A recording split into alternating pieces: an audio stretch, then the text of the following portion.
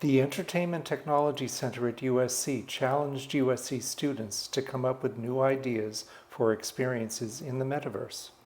31 students from across the university submitted ideas, and judges chose 6 of them. The 6 students were invited to participate in a 1-hour discussion with senior entertainment technology executives on the future of the metaverse. Here is the complete 1-hour video discussion. I know people are going to keep arriving, but I think we want to get started just to make sure we get as much information as possible and get this conversation rolling. I've sent all the executives the student profiles, and I've sent all the students the list of executives here. So we're not going to do half an hour of introductions. I want to jump right into it. And I want to ask the students, just as a starting off point, has the metaverse and the concept of the multiverse come up in any of your classes or research? And I'd like you all just to make a brief comment, and I'll start with Kenny. Hi everyone, it's a pleasure to be here. So your question is about whether metaverse or multiverse, it's been kind of talked about in my research or in my schoolwork. Well, to be very honest, I think the classes that I'm taking since I came over to USC, um, they it it doesn't exactly talk about metaverse or multiverse in detail. I think one aspect to that is it or at least to me, I think that it is not just on the purely technical side. I think that it also revolves around its artistry domain, and in that space, I think that from a computer science major perspective, it is it it it isn't so so fixated on the technical part at this moment, and this is also one of the reasons why I am really very intrigued about what metaverse and what multiverse will do for us as a whole, because I really see it as a gelling point of where technology and the arts will meet one another, and it's again cross-disciplinary. It is not just on the hard sciences perspective, but of course, like the arts. I think even neuroscience, because these days we see a lot about HoloLens, all those various headgears, and how the future that we see it to be is going to be more of we're going to control the interface via our hands. But I also see at some point in the future, perhaps these headgears might be like going to be like it will incorporate some brain control interface. Like you could like the the the the construct of the headgear probably will have some sensors that are also able to pick up your brain signals, and then you will be able to um, control the augmented reality world, not just with your hands, but also with your mind. So I think it's it's a pretty cool age that we are living in. Excellent. Thank you so much. Chris, let me jump to you. Absolutely. So I've just completed my first semester at USC, and they did talk about the metaverse, maybe not using that term particularly, but as I've come to understand, it's more of a broad aspect contributing to AR and VR technologies. And so, for example, one of our groups, their entire project for the semester ended up being designing an AR functionality that put name badges over people, much like you would see in a video game, but then using it in networking settings or dating events, where you can say what your interests are, or see the job title of people around the room and who you might want to connect with.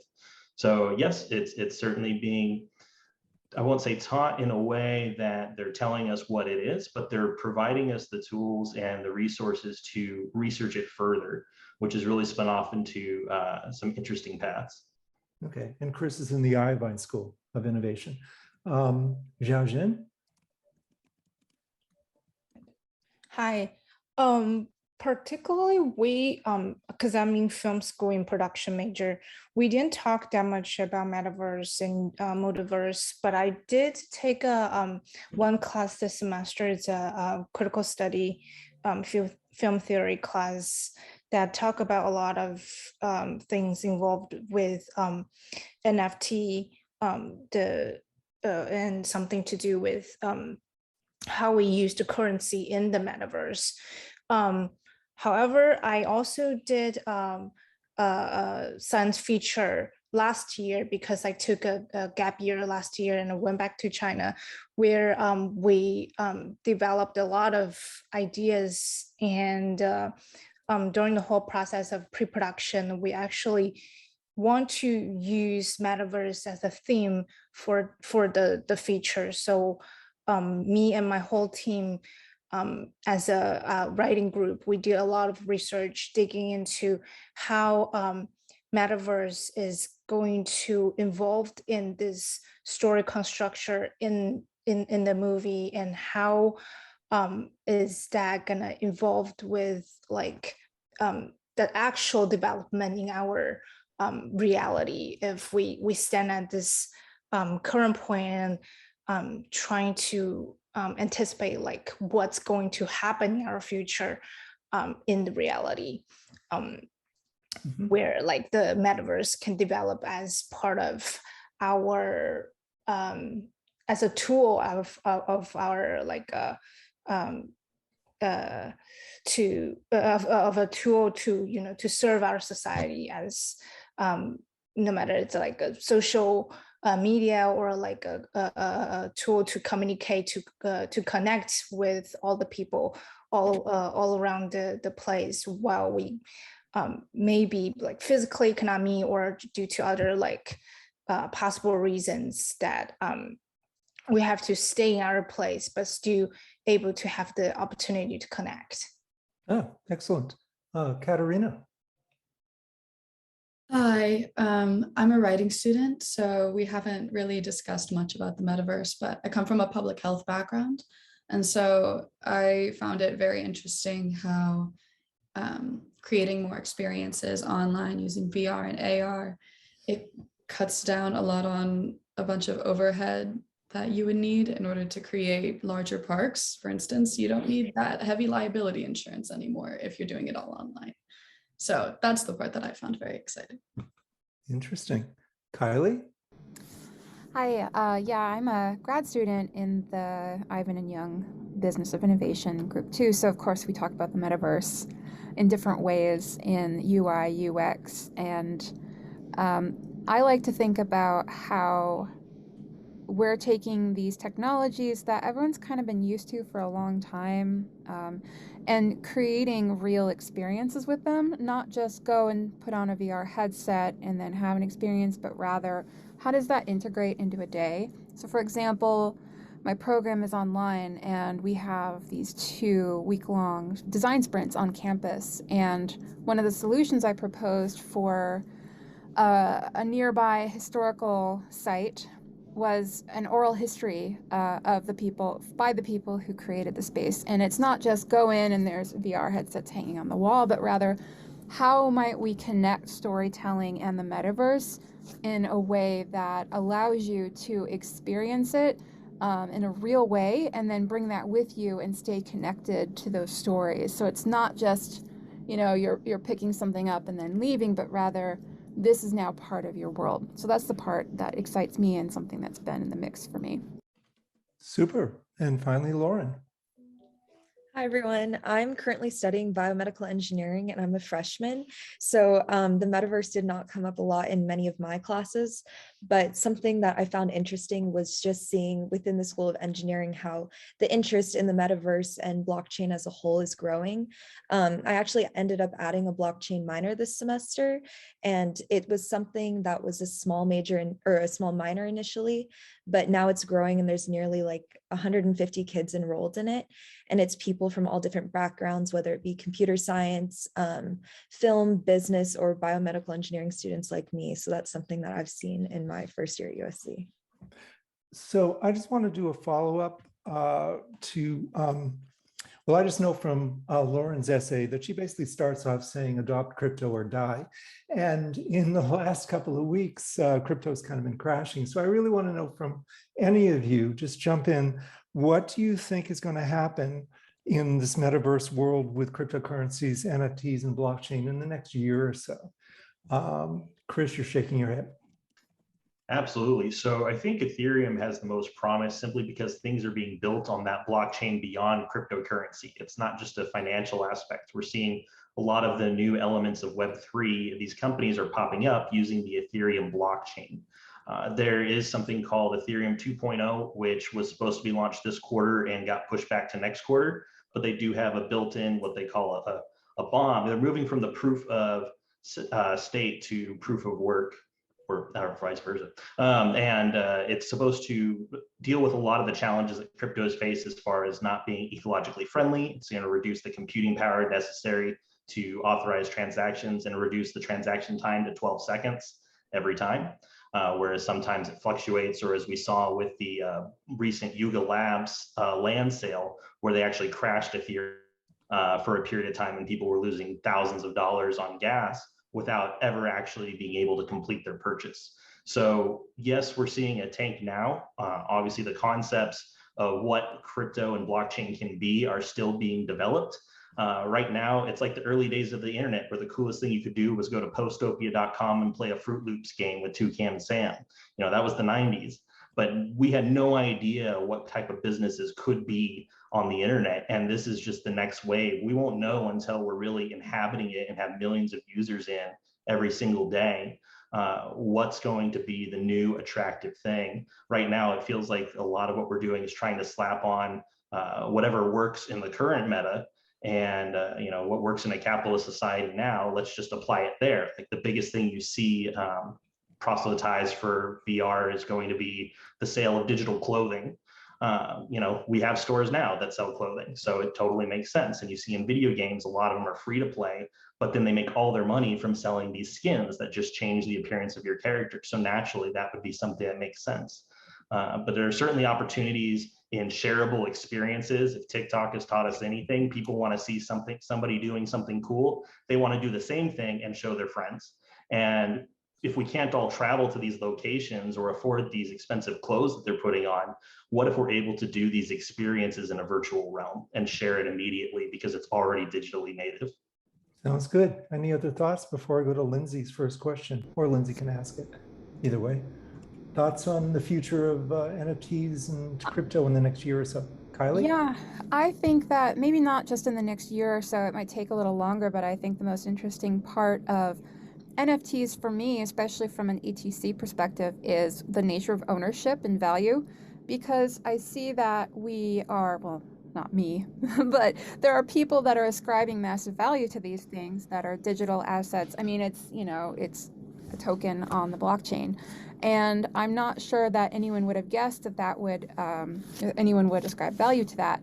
And I think there, as content creators or people that are interested in how content is going to be shared and experienced, that indicates a shift potentially in the public about like what's important to them, what they're willing to pay for, and then also how we can continue to evolve how content is purchased and experienced. I think that it's interesting for even individual content creators, not even like content creator, but rather like individual artists, like VFX artists, to be able to say that they have ownership of a shot and be able to track that. And that's like a non-fungible thing for them. So yeah, the nature of ownership is the biggest interesting part of NFTs for me right now. Okay. Lindsay, do you want to go or do you want me to ask? Sure. Hey guys, Lindsay from Universal here. I'd love to know what you guys think the metaverse means, and what constitutes a metaverse, and which metaverse platforms you or your friends or your family are using.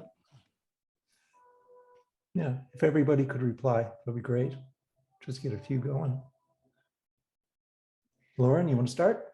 Sure. I think the metaverse is this new space pretty much where we're able to take all the limitations that we've had, whether it be in the entertainment industry or just in reality as a whole, and we're able to make them a reality.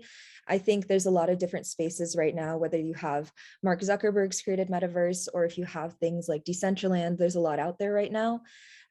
Personally, I'm not sure which will be the most successful. I think that one of the companies that's growing the biggest right now is Theta, in terms of what they're doing as a whole with the NFTs that they're creating, and also with their ideas of innovation of where everything within the entertainment industry can go. Katerina, thoughts? To me, the metaverse is very exciting in the fact that it can easily bridge the gaps between education and entertainment a lot easier than just seeing something on a screen. Because if we've seen anything in the past few years, parents put their kids in front of an iPad to teach them how to count and such. So it could be more interesting and perhaps better to have them have that education from a more tangible way, which could be through being able to interact with things easier online. And what platforms do they use? What devices for the metaverse? What do you mean? When you go into a metaverse, well, if you're talking about Meta or TikTok or Fortnite, are you doing it on a tablet, on a phone, on a head-mounted display? I've seen mostly people use it on a head-mounted display iPad. To be completely honest, my family doesn't use it at all. I'm from Wisconsin, hunting, fishing, outside family. Okay. So we have an Xbox One between all my cousins and I. It's very good. Almost off grid. Basically. I think kind of going off of sorry. No, Lauren, go ahead. Going off what she said, I think that the metaverse, in terms of what you were saying with Fortnite, Minecraft, etc., the definition is pretty fluid, because today we have things like that are pretty built into a screen. But I think in the coming years, it'll tie in more of the augmented reality, virtual reality. So it's something that is continuing to grow. And I think what you consider the metaverse is changing day by day. Great. Kenny, what do you think the metaverse is? Yeah, so I actually think that, or at least for me personally, I don't see metaverse as kind of, I mean, in the long run, in the grand scheme of things, I don't exactly see it as like we have different ecosystems as what we see right now with Web 2.0-ish kind of a platform. I kind of see metaverse in the long run as a consistency. If I can use the word, it's really like a consistency in the same way as each of us live in this physical layer. Like this is our reality, and we have only, and yeah, and whether is it you or whether is it me, we have the same like we are in this same same physical layer. I think what I'm trying to say is I think that consistency is it's more a question of interoperability. Like if you are in a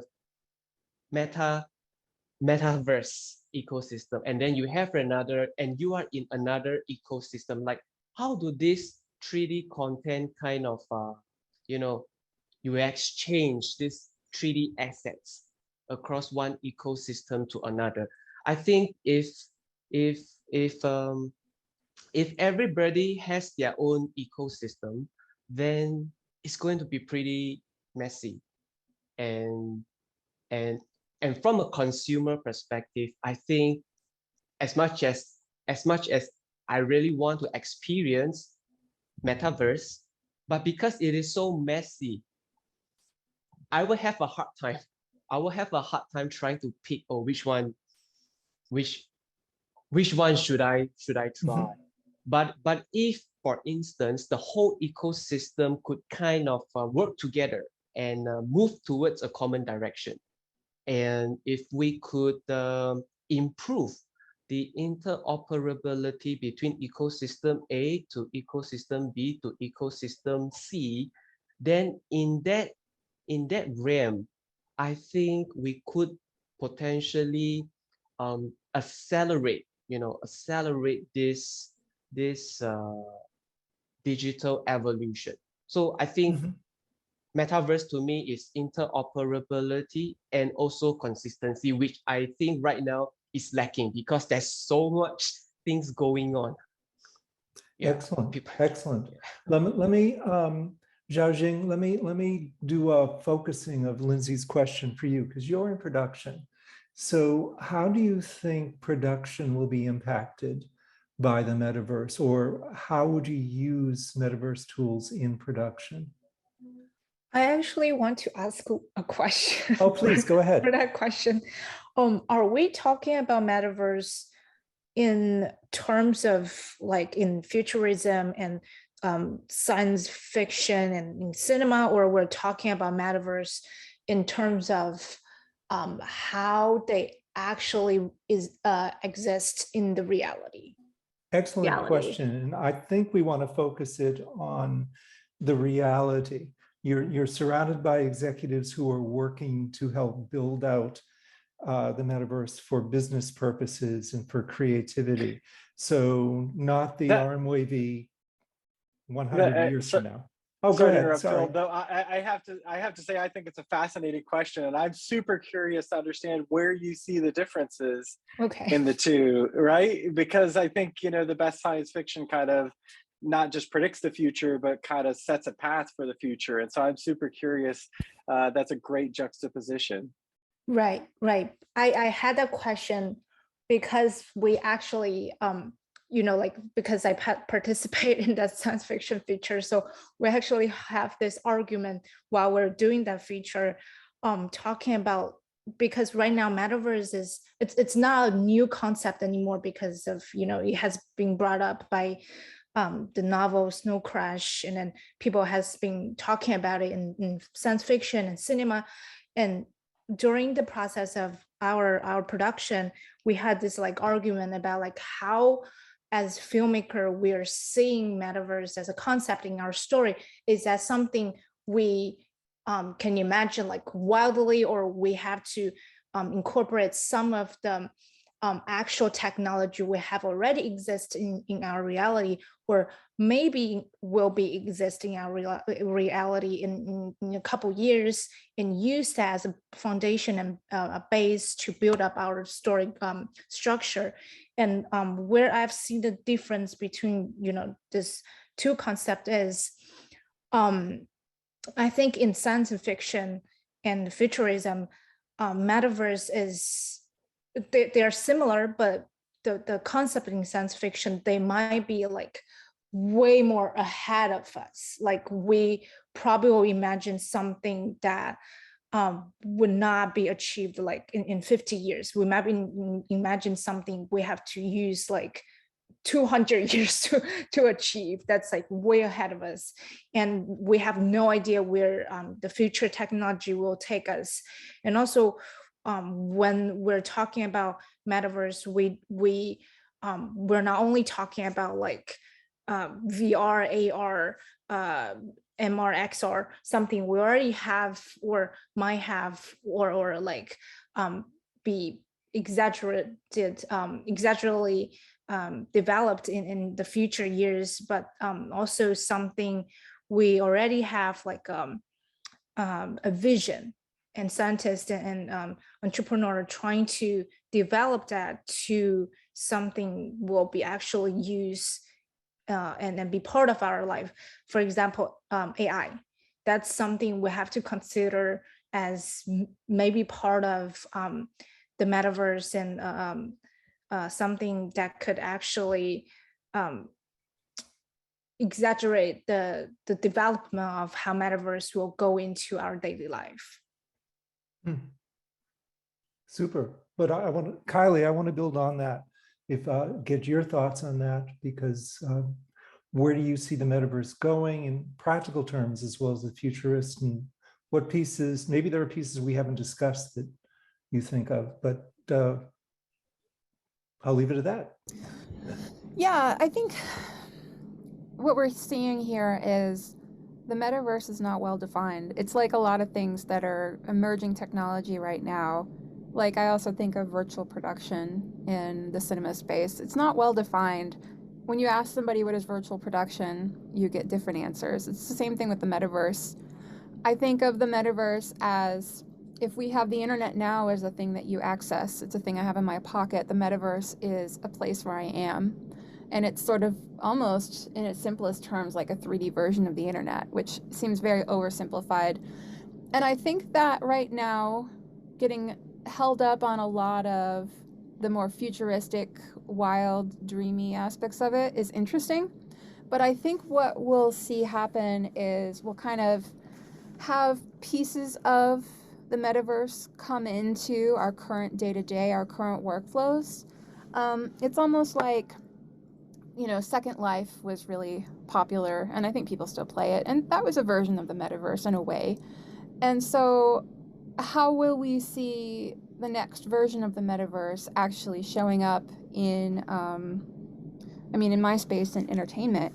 I think it comes into play in tandem with the next generation of production techniques, with virtual production, with extended reality, with techniques that allow you to see visual effects in the shot when you're in the room, in camera visual effects, things like that.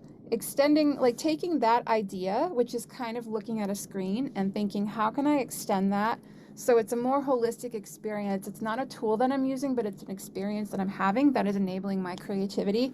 That's what I think is really interesting. So right now, metaverse is like a buzzword, and I think the pieces of it that will actually integrate into our lives are the most interesting. And they're probably not the really super exciting things. It's not like avatars and like pure VR space and like the Matrix or whatever, but it's a little bit more down to earth and practically applicable and more of a slow evolution. That's what I think. Right. I have a follow-up question. Oh, sorry.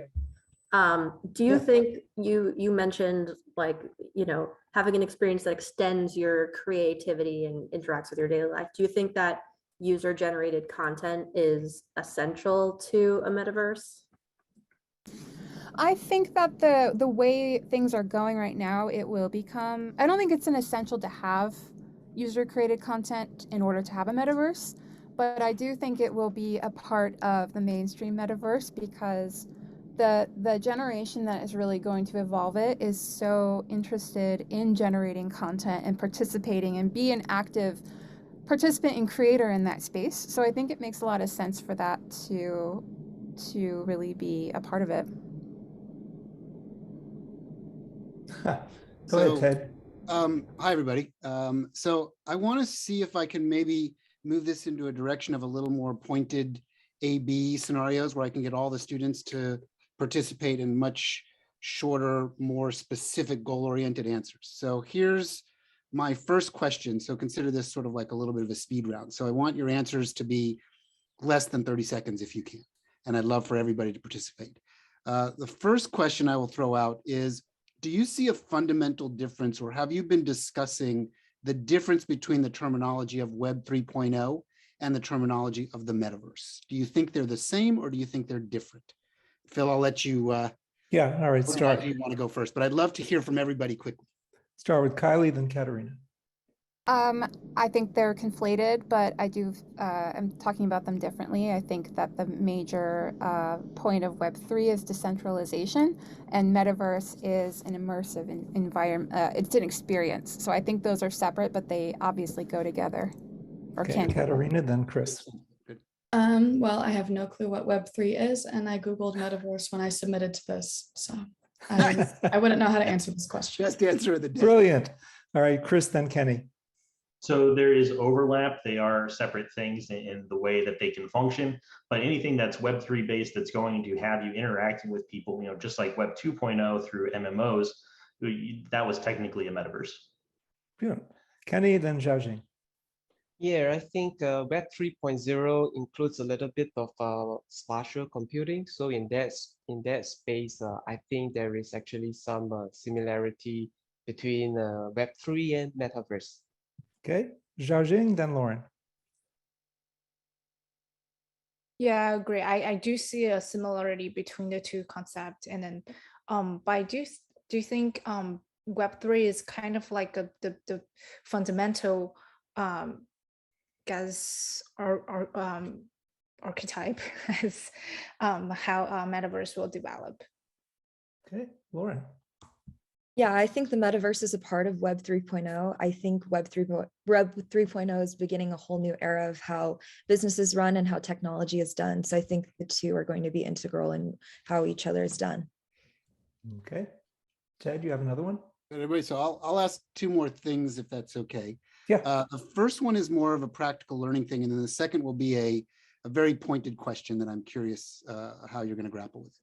The first one is from a practical standpoint. As you're all in this and involved in this, I'm curious, do each of you own some sort of VR headset on your own or mixed reality headset on your own? And how often are you using them? And maybe if you feel like it, quickly tell me the top 2 or 3 things that you're doing inside your VR or potentially mixed reality headset if you have one of the more complex question. Lauren, then Kylie.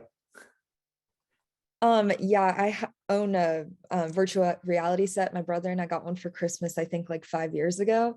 We never use it, haven't picked it up because it didn't feel like reality. But I think that given how technology's advanced, it's going to be something that grows in popularity and is always used by the populace. Okay, Kylie, then Kenny. I don't have one. I was thinking about getting one because my sister uses it every day to work out, which I think is really interesting. Okay, Kenny, then Katerina. I do not own one the VR set. Whoop. That's it? No, are you able to hear me? Because I'm having an error. You just cut out. Yeah. So I was saying that I do not own one VR headset, but previously I had this opportunity to put on one for some training simulation VR game, but I wasn't actually feeling very much comfortable with it because like the headset was a little bit heavy and the experience wasn't exactly that fantastic. So it didn't compel me to get one. Yeah. Oh, okay. Katerina, then Chris. I think. Whoops, you cut out. Are you frozen? Lost her. Yeah, Katerina. She's back. You're back. Go ahead. Oh, sorry. I didn't realize I cut out. No, I think I used one at a museum once. Okay. Chris, then Xiaojing. Yes, during the pandemic, I bought an Oculus Quest. I chose it because it's not connected to a computer. It's a freestanding system. Stopped using it after the first few months simply because it's a very solo experience and it's not a way that my wife and I can engage with entertainment material together. Mm-hmm. Interesting. All valuable answers. And wait, one more, Xiaojing. Oh, sorry. Yeah, well, I mean, I don't have a VR set, but I do imagine a lot. If I actually have a VR set and I can enter Metaverse, what I will do, I probably will do a lot of meditating, and maybe if it's possible, I can build my own world in the Metaverse. Okay. So a quick little piece of advice before I move on to my last question, then I'll leave it open to others that want to dive in. For an investment of roughly $300 at a starting point and a few key experiences, the group here, I would say, might find extraordinary value into at least getting to where Chris is as one of the students, of owning a headset and at least experiencing once or twice a week some different things in it. It would be like if we were in a literature class and I asked you, have any of you been to the library? And none of you have ever been to the library. It would be very, very difficult to have a valid discussion about things like the metaverse and Web3 and all the things that you proposed in some of the working thesis things without at least some degree of practicality on what it means. So just some very friendly advice. We're not talking about thousands of dollars here. We're talking about, you know, a few $100 commitment. So I would say that's probably a worthwhile venture into your student journey. And then the last thing I will ask, because I think it's an interesting thing to get a perspective of, and one of the students touched on it a little while ago, the challenge with the transition from a Web 2 walled garden, commercial, very large technology companies trying to figure out how they own pieces and parts of Web 3, while professing that Web 3 will be different than Web 2, that it will be more open and more decentralized, and people will have access to a different sort of value chain than what has been created by the large tech giants and all the pieces and parts of a very commercial web that we sit in today. Do you have opinions, and based on some of the things you wrote about, do you have opinions on where this will go from the practicality and profit motives of all companies, whether they're in Web 2 or Web 3, versus the promise of Web 3 as a decentralized, more open ownership strategy, a more open philosophy? Wow, that's a very broad question. I want to start with Chris. And we may not go all the way around on that one. Yeah, maybe. Well, it feels like it's already moving more towards an illusion of decentralized ownership than anything else, because there are large players that, Facebook lost $29.6 billion last quarter in their research and development for Reality Labs, which is their metaverse division. They're going to be a dominating factor. That's not something that any small company can really compete with. And even in the space right now, Axie Infinity is one of the big NFT games on Ethereum blockchain. And there's already cries out about how it's exploiting people in the Philippines to do virtual labor for the virtual landowners. As I said earlier, there's a lot of the capitalist principles that are just being reapplied in a new digital space. Mm-hmm. I want to jump to Xiaojing on this because you have a unique perspective coming from China, but also in your essay, you talked about a global metaverse as an ideal. Given that Russia can isolate people, that Meta can isolate people, where do you think that could go?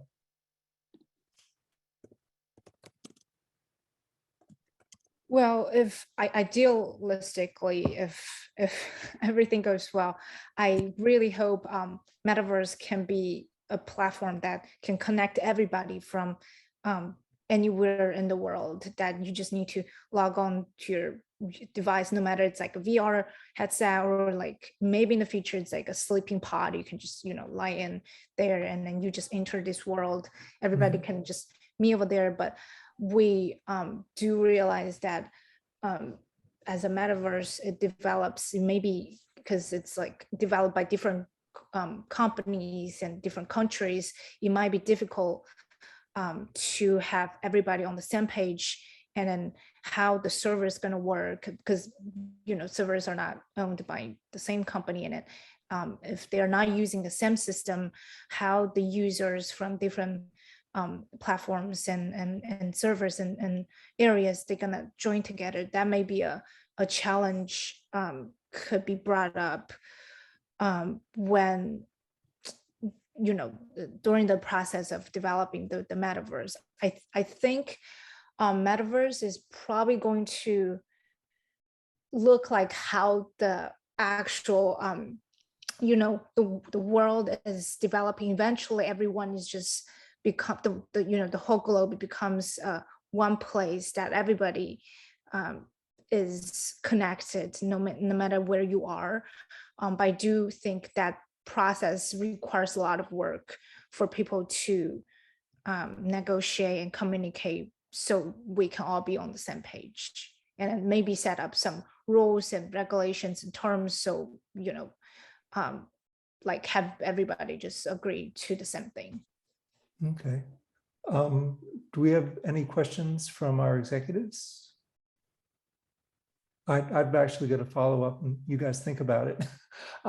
Phil, I was gonna ask a question about security in the metaverse, if you don't mind. I put it in the chat too, but oh, sorry, me, didn't see it. Yeah, but for me, from my perspective, I'd love to get the group's perspective on how will the metaverse be secured, right? Not only in a general sense, right, but at a deeper level, right, from an underlying programming perspective to personal privacy. What do all those things mean? I'd love to understand what you guys think about that. Mm-hmm. Who wants to take that? Chris. Yeah, I think it's really interesting that, for example, crypto right now is kind of going in a reverse direction where the internet was taking us. And I was listening to someone talk enthusiastically about how he could have a hardware wallet that he could then scan to a computer anywhere and have access to his bank accounts. So, well, that's what we used to do. And then we went to passwords so that you could access everything. And now I guess passwords have been overplayed. People are more excited about having a 16 word phrase to access their materials. And so we're putting the onus of security back into users because we're moving to a point where people have lost that faith in companies as a whole and are starting to hold it on their own. So I think there are opportunities to put some of it back on the users, so you're not holding all of their data unless the data is the thing that you're trying to gather. And then, when I interviewed a famous hacker once, he said, most things don't get hacked because they're not worthy targets. If you are a worthy target, you will get hacked. It's not a matter of if, it's when. Okay, so Lauren, you must have thoughts on this. You are a blockchain person. Yeah, I think with blockchain, a big draw is the fact that it's so secure. I think today there's limitations like, especially in the entertainment industry, there's pirating of movies and of tickets and things like that. But within blockchain, what you have is something that has this unique address so that people, I mean, going off of what I said earlier in terms of like reselling movies illegally, rather than people doing that and the original owner not being able to profit from it, you have this original address within the blockchain so that every time it's resold, this original owner will get to profit from it and benefit from it in some way. So I think a lot of people are hesitant to trust crypto because of the security, but I think it's just a different way of it being secure that we need to open our minds to and understand. Okay. Before I go to Andy, who has a question, I just want to get a couple of students talking about what do you think of security? Are you happy with security the way it is now? Or do you want it to be more secure? I can jump in there. Yeah. I think that with the metaverse, I mean, right now, if you get hacked, it already feels like an invasion of privacy. So imagine a more enveloping experience where you get hacked, and that's kind of scary. But I think an issue that needs to be solved right now is that even as these technologies evolve, they are still subject to human mistakes. I was listening to a podcast called Crypto Island recently, and it talked about a woman who had her NFT stolen just from a simple phishing technique. And that's terrible. I mean, to be fair, she should have known better than to put in her 16 word passphrase into a random website. But if we're relying more and more on these technologies, yet people are not educated about them and there aren't fail safes to protect people, then there are going to be some very serious problems. Mm-hmm. Yeah, I'd like to share a little bit more as well. I think in terms of security, one thing that gripped my mind is like right now we have fake news. And then of course, increasingly we are hearing about deep fakes. I think if we are living in the metaverse, then it will be a fake reality. So in that space, it will be a little bit more severe. So security is definitely a concern.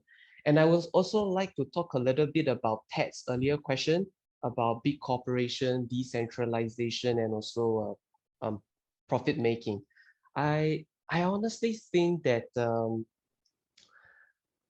decentralization is probably just an ideal because I do not know how whether is there any incentives for these big corporations to not wanting people to be locked into their own ecosystem.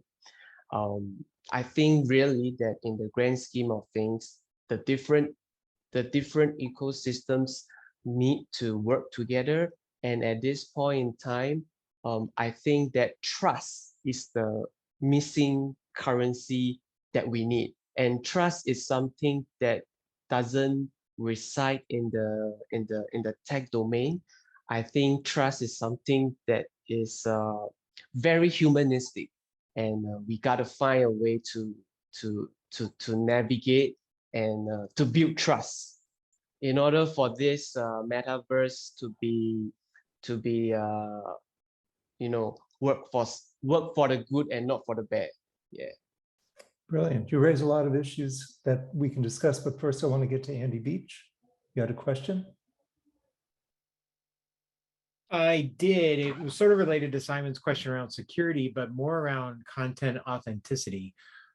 So we're dealing a lot with deep fakes now, and the ability to replicate both faces and audio of people. We've seen it used in documentary films recently to recreate things that were written by artists or authors and give their own voice to it. What tools do you need to protect against deep fakes in a metaverse environment? Or is that something you've even sort of thought about or considered? What role does authenticity of content play in the metaverse? Plus one on the topic for sure. There's Eric Iverson. I had the same question. Well, anyone have thoughts? Yeah, I think that the authenticity is a really important part of blockchain and of the metaverse and of everything involving that, because it's something I think we lack today in terms of, like I said earlier, it's easy to pirate things, it's easy to copy someone's voice, but with the blockchain, you can, I mean, it gets pretty complicated on a technical level, but you have like these ISP addresses where you can verify if things are real or if they're not. And I think it's a different concept to think about, but when we are getting into this blockchain era, it's something where we have more security. It's just in a different way. Let me ask you all on that topic, what would cause you to trust a site? Let me go to Katerina. Do you have a thought on that? As we live in this era of fake news or propaganda, what would you look for to know whether or not you could trust something? Honestly, I don't trust something unless it's a peer-reviewed journal, because anyone can go on and make something look real, make something look verified, and even create other pages to back it up. So unless it's actually been well researched by a lot of experts in that field, I'm not particularly interested in the content that it has. Do any of you think there is such a thing as media literacy? I think that people don't mind not having authenticity if it's what they want to see or experience. We certainly give up a lot of our cares if it's agreeing with what I want, or I'm going to, like, even signing on to Facebook, when people find out it sold their data, they still used it. You know, they're willing to go along with it simply because it's providing a service or an entertainment aspect that they want to continue on with. So, you know, while some people may go to peer-reviewed journals, say 99% of the population is not going to do that. I mean, most people don't even check to see if it's an actual .gov website. The things we're just talking about with security are these phishing scams, and it's not just average people. These are tech-savvy people that are already in Web3 using NFTs or working at these companies.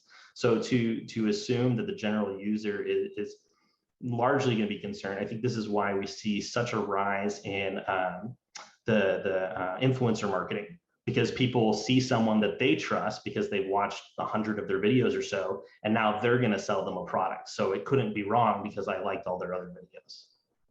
Right. Kylie, you want to say something? Yeah, I think this is a really tough problem to solve. And I think it's going to require collaboration across different, government, corporations, things like that, to establish a way to create authenticity. But one example of it I can give right now is something as simple as giving people a blue check mark that just kind of automatically makes people like, okay, this is a real person. And there are also problems with that, because what is the background? What is Twitter or Instagram doing to get that blue check mark? I'm not really questioning that, but I see it and it gives me a sense of credibility. So I do think there needs to be a shared sense of responsibility here in learning lessons from the internet as it has been, as if there is a truly democratic metaverse, but also we are definitely at risk of falling into the same pitfalls. Great. So let me take that question and flip it back on all 6 of you. So going forward into the metaverse, do you want a metaverse where you only have one identity? Or do you want multiple identities depending on what you're doing? Or do you want evolving identities? I'm curious to know what your position is on identity, because you could become a trusted source in a world of fake news if you maintained your identity. But what would you rather have? Xiaojing, can I start with you? Depends on like how we define identity. I do think in the metaverse, there might be a way to pinpoint like who you are. Maybe like we're, you know, like a data in the blockchain that tells us, okay, this is who you are, just like the IP address we all have while we go into, you know, different website to indicate, okay, this is the real website or that's a fake one, whatever. But if we're talking about how we appear in the metaverse, that we can use different way to, you know, to look like different figures based on your mood, based on your style, based on your work environment. No matter what you feel, you can have different avatars that can all be you, but like they all tie back to one resource. That's how I think maybe I will do in the metaverse. Okay. I'm sorry, Renard, I didn't notice your hand up. Do you still have a question? Renard, can you hear me? He's driving, so I'm giving him a second. Renard, are you there? Yeah, I dropped off for a second. Hello, can you hear me? Yes, go ahead. For me? Oh, I'm delayed. I'm really, really delayed. We can hear you though.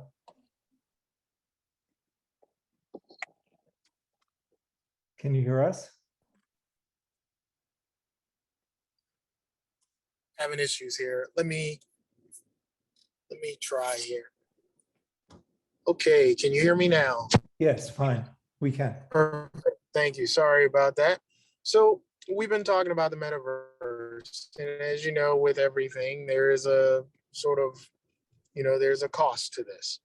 And with the democratization of production, with tool sets and things of that nature coming down in cost, how do you see the multiverse being available for everyone? How do you see that, and what impact do you think that it could have? Oh, we're losing you. But I think we get a sense of the question. How will the metaverse be deployed so it's accessible? In being available for every education. And as we know, there's a huge digital divide, right? Yes, we're good. Yes, go ahead. Oh. He's delayed. Okay. Let's just, who has thoughts on that? How will it be, I guess, fairly and equitably deployed? Might be one way of putting it. Chris. So I don't know that it will be, but things like Apple glasses are moving the right direction. Instead of requiring a $300, you know, Oculus headset that does nothing else but access these features, this is something that's plugging into the phone that you know, the Apple users at least would already have. And so being able to use the computing power that they're already carrying in their pocket, hopefully, to run programs that are going to be running on these glasses. So rather than building a new platform for people to operate in, going to where the people already are, to the things that they already have, and using that to be more involved in their everyday life. Other thoughts? Katrina. I don't think that it will ever be equally dispersed, because I mean, not everyone even has VR, as we could tell on this Zoom. I'm currently budgeting my peanut butter for the week. So there's not a way that it's ever going to be for everyone. A lot of places in the world don't even have internet. So it's just the way it is. In a sense, we're getting back to Lindsay's original question. Does it need to be a complete metaverse? Or what are your thoughts on, could the metaverse just be viewed through your phone, which most of the planet now has? Would that be, any thoughts on that? Or is that a self-answering question? Oh, sorry. No, go. I think it could be, but I mean, coming from like, I don't know, I have like a brother who's like all into video games. If he's told like, hey, you can play this new video game on your phone, or hey, you can play this new video game that's literally like you're in it and you feel like you have like, I don't know, like the magic wand into your hand, he's always going to pick the one that's more of the immersive experience, because I don't know, that's something people have dreamed of for decades. It's always been in movies like Ready Player One. People have wanted it. So I think either way is possible. But when people are given that form of an advertisement of you can be in the game, they're going to want that. Okay. Executives, any other questions? I see no hands. I can ask a question, Phil. Please, go. I mean, this is a simple layout one to end on, if you like, right? I mean, so for me, every industry is looking at the metaverse to provide these game-changing experiences, right? I mean, I think whether you're looking to extend something or more immersive type environments, but what have each of the panelists seen that gets them excited about where this can go? Could be technology, could be experiences, could be anything. I'd just love to hear what you guys have seen from any industry that gets you excited about the possibilities that are kind of extend, and get the rest of the panelists and the rest of the audience here excited about what you've seen. Beautiful. Let's do another round robin. So let me start with Kylie and go to Katerina. I think being able to immerse yourself as a content creator is the most interesting thing. Like, I've worked with content creators, like animators, who, you know, the directors are trying to show a team in different country how the character should move and what their face should look like. And I imagine a place where instead of having that on a screen, having him like, you know, motion captured or whatever, or just cameras, but instead to have them all in a space where he is the character and they can see what they're going for, or even evolve it from there. That's really interesting to me, to remove this layer of the screen and just get into the content itself. Okay, Katerina and then Jiajing. I'm sure that you all already have my essay about the what I found interesting about the park experiences. And so I'm going to talk about something else. I think that it's very exciting that there's the possibility of the educational aspect of it. I'm an EMT. I've been an EMT for 4 years. And if I could have learned how to work a code before I had to actually work a code on someone, that would have been amazing. If I could have that real life experience, if I could go through a triaging experience before actually having to do it, it would help a lot of people from freezing up in those situations and would increase, I don't know, life afterwards, honestly. Brilliant. Jiajing, then Kenny. Sorry, I lost the signal for the second half of the question. Can you maybe repeat the question one more time? Simon? Yeah, I was asking each industry, whether it be military or media entertainment, is looking to create game-changing experiences. So I'm asking you guys, what are you excited about? What have you seen, and where do you think it can be applied? Okay. I think for entertainment, what can be applied to the metadata, the metaverse, is to provide a platform to maybe anticipate like how the metaverse could work in a way, but also more realistic. How could that be more useful for our day-to-day life experience? Like, how can people use that to educate, to go to school when they can't, go to school because of the pandemic or other reasons, or when patients, they cannot go to hospital when there's like any physical